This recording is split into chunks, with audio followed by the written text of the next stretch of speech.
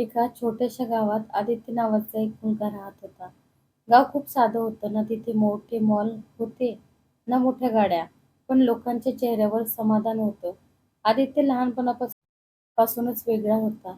बाकी मुलं खेळण्यात रमायची, पण तो नेहमी आकाशाकडे बघत विचार करायचा, मी मोठा झालो की काहीतरी मोठं करणार. त्याचे वडील शेतकरी होते. आई घरकाम करायची. घरची परिस्थिती फारशी चांगली नव्हती. पण आई-वडिलांनी त्याला कधी कमी पडू दिलं नाही.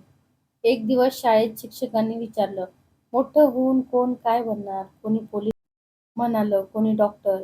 पण आदित्य शांत होता. शिक्षकांनी विचारलं, तू काय बनणार? तो म्हणाला, सर मी असं काहीतरी बनणार की माझ्या गावाचं नाव मोठं होईल. सगळे हसले, पण शिक्षकांच्या डोळ्यात एक वेगळाच विश्वास होता. काळ पुढे गेला. आदित्य अभ्यासात खूप चांगला होता. पण परिस्थितीमुळे त्याला खूप अडचणी यायच्या.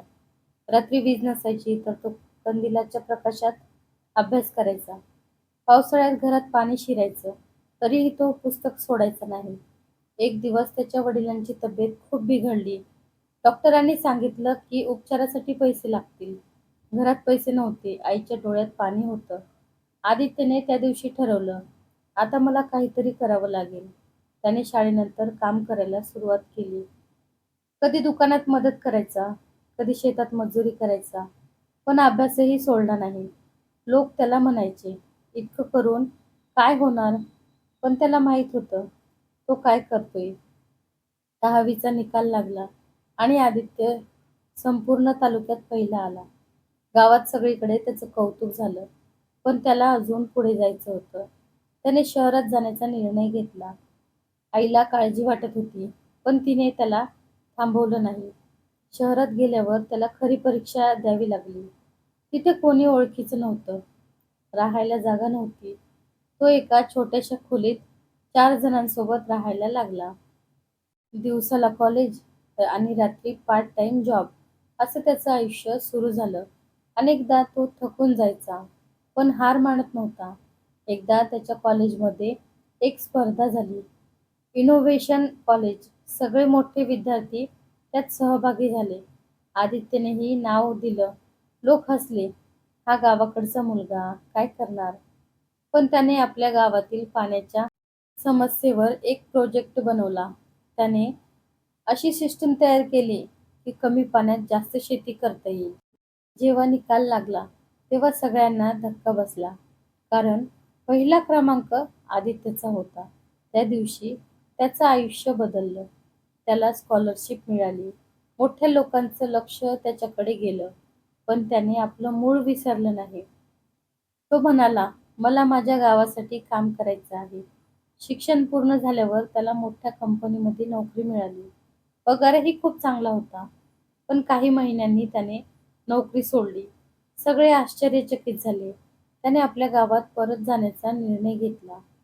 गावात आल्यावर लोकांनी विचारलं, इतकी मोठी नोकरी सोडून का आलास? तो फक्त हसला. त्याने आपल्या प्रोजेक्टवर काम सुरू केलं. सुरुवातीला लोकांना विश्वास नव्हता, पण हळूहळू परिणाम दिसायला लागले. शेतात उत्पादन वाढलं, पाण्याची बचत झाली, गावात बदल दिसू लागला. काही वर्षातच ते गाव आदर्श गाव म्हणून ओळखलं जाऊ लागलं. सरकारकडून पुरस्कार मिळाले. आदित्यचं नाव सगळीकडे गाजू लागलं. पण तो अजूनही साधाच राहिला. एक दिवस तो आपल्या जुन्या शाळेत गेला. शिक्षक अजूनही तिथेच होते. त्यांनी त्यांच्या पायाला हात लावला. शिक्षकांच्या डोळ्यात अश्रू आले. ते म्हणाले, मला माहित होतं, तू काहीतरी मोठं करशील. आदित्य हसत म्हणाला, सर, अजून खूप काही करायचं आहे. त्याने आपल्या गावातील मुलांसाठी एक नवीन शाळा सुरू केली. जिथे फक्त पुस्तकाचं ज्ञान नाही, तर आयुष्याचंही शिक्षण दिलं जायचं. त्याची ही कथा ऐकून अनेक मुलांना प्रेरणा मिळाली. काही वर्षांनी त्याचं नाव देशभर प्रसिद्ध झालं. त्याला मोठ्या मंचावर बोलावलं गेलं. त्याने भाषणात फक्त एकच गोष्ट सांगितली, मोठं होण्यासाठी मोठ्या शहरात जन्माला येणं गरजेचं नाही. मोठं स्वप्न पाहणं गरजेचं आहे.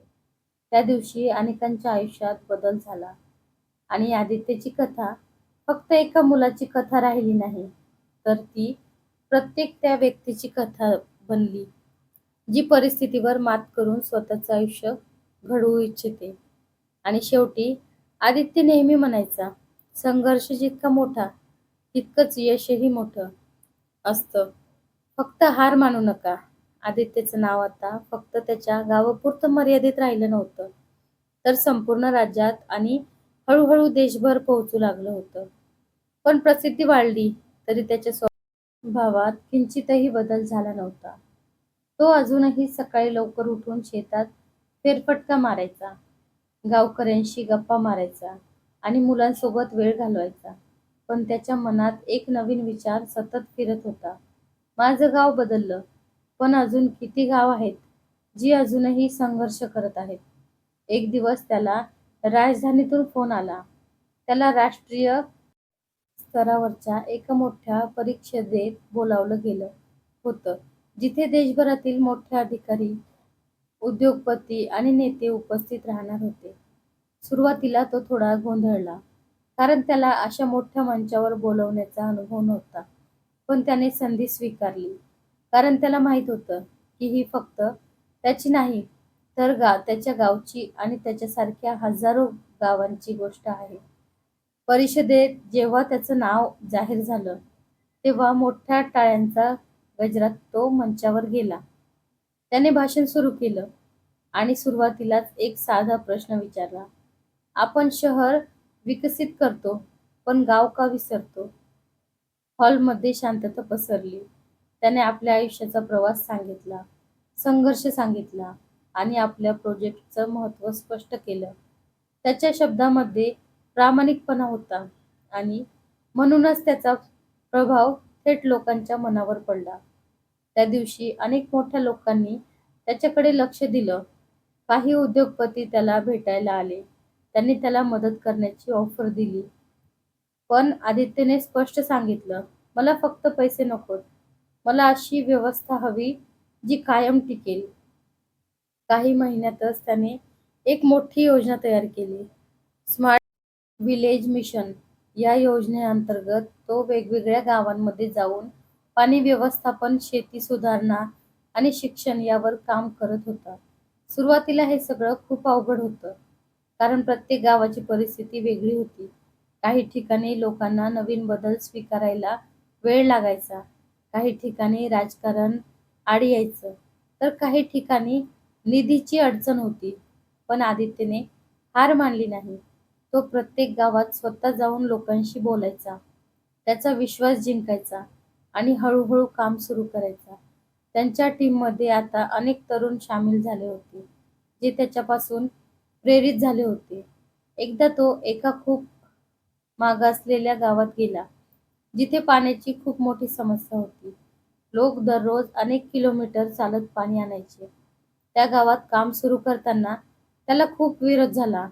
काही लोक म्हणाले, हे सगळं फक्त बोलण्यापुरतं आहे, काही होणार नाही. पण आदित्य शांत राहिला. त्याने काम सुरू ठेवलं. काही महिन्यांनी तिथे पाण्याची नवीन व्यवस्था तयार झाली. लोकांना पहिल्यांदाच त्यांच्या घराजवळ पाणी मिळायला लागलं. त्या दिवशी गावात सणासारखं वातावरण होतं आणि ज्यांनी त्याला विरोध केला होता, तेच लोक आता त्याचे आभार मानत होते. पण प्रत्येक गोष्ट इतकी सोपी नव्हती. एकदा त्याच्या प्रोजेक्टवर काही लोकांनी खोटे आरोप केले. त्याच्यावर निधीचा गैरवापर केल्याचा आरोप झाला. बातम्यांमध्ये त्याचं नाव चुकीच्या पद्धतीने दाखवलं गेलं. काही दिवस त्यांच्यासाठी खूप कठीण होते. लोकांच्या नजरा बदलल्या. काही जणांनी त्यांच्यावर विश्वास ठेवणं बंद केलं. पण त्याला माहीत होतं की सत्य काय आहे. त्याने शांतपणे सगळ्या गोष्टींची चौकशी होऊ दिली आणि काही दिवसातच सत्य बाहेर आलं. आरोप खोटे ठरले आणि ज्यांनी आरोप केले होते त्यांनाच माफी मागावी लागली. या घटनेने आदित्यला एक मोठा धडा दिला. जितकं तुम्ही वर जाता, तितक्या मोठ्या परीक्षा येतात. पण या सगळ्यामुळे तो अधिक मजबूत झाला. आता त्याचा आत्मविश्वास आणखी वाढला होता.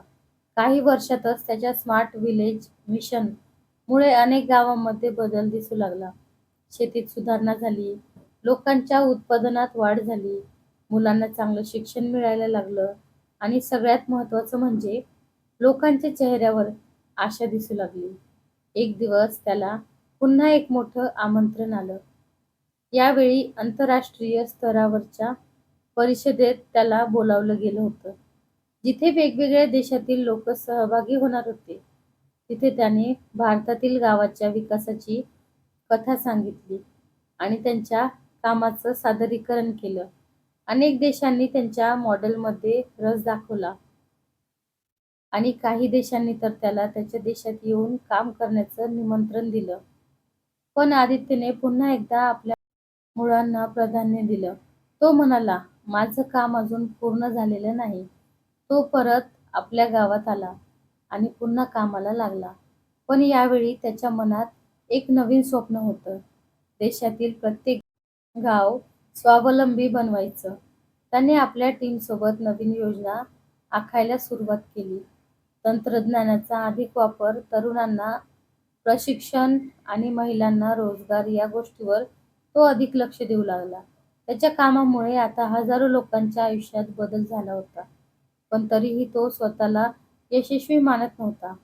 कारण त्याच्यासाठी यश म्हणजे फक्त स्वतःचं नाही, तर सगळ्यांचंच प्रगती करणं होतं. एक संध्याकाळी तो आपल्या गावाच्या टेकडीवर बसून सूर्यास्त बघत होता. त्याच्यासोबत त्याचा जुना शिक्षक होता. शिक्षक म्हणाले, "आता तरी तुला वाटतं का की तू यशस्वी झालास?" आदित्य हसला आणि म्हणाला, "सर, प्रवास अजून सुरू आहे." त्या क्षणी त्याच्या डोळ्यात पुन्हा एक नवीन स्वप्न चमकत होतं आणि त्याची कथा अजूनही पुढे चालू होती. कारण काही कथा कधीच संपत नाहीत.